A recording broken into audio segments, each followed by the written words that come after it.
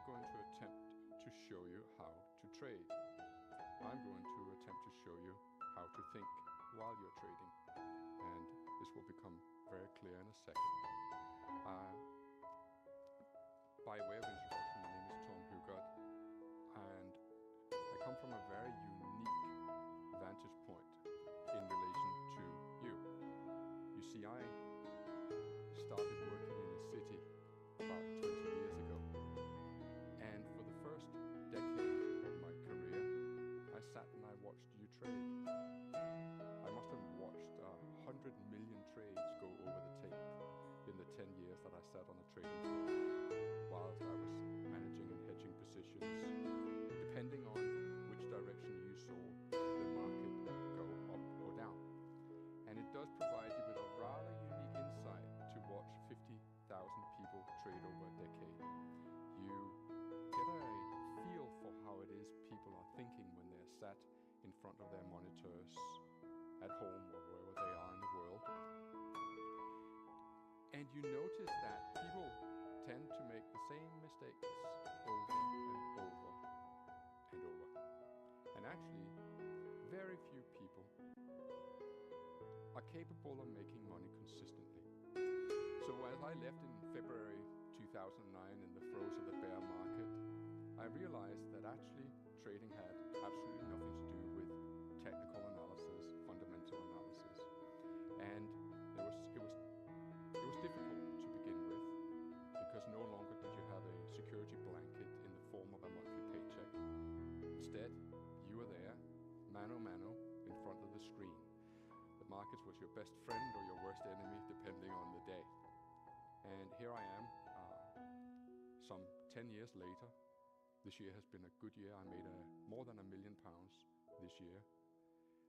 Last year, I managed to lose nearly 90,000 on Christmas Day. Would you believe that? It's one of the reasons why I am so grateful that CMC market is stopping me from trading on a thin trading day. And it's a bit of a challenge, would you believe it, to be at a Christmas lunch and dinner.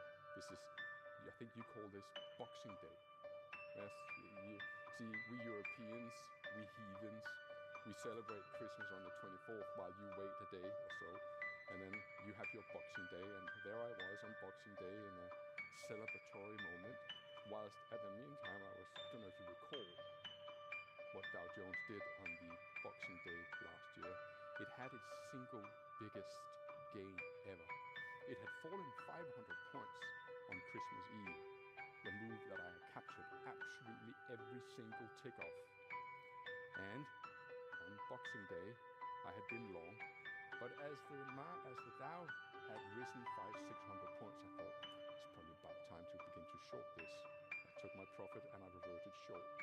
And the Dow rallied another 600 points to make it an 1,100 point move day.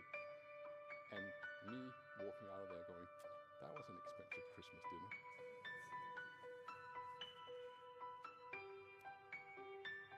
Fear is what's stopping people from making money in the markets.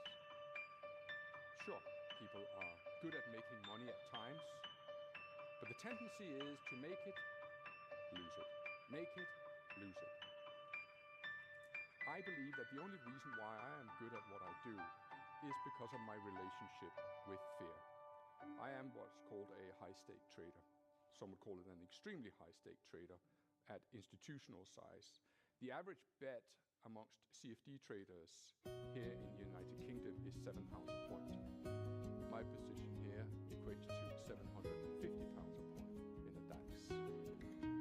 It means that if DAX goes 20, 30 points against me, I am faced with a loss, which would equate to the average annual salary of a worker here in the UK. Thus, you need to have a rather special relationship with losing, and you need to have a rather special relationship with winning as well. And what I hope to do over the next 2 hours is to change the way that you look at trading. Now, I could have come in here and I could have thrown all sorts of techniques at you. Bollinger Bands, Keltner channels, moving averages, crossovers, stochastics,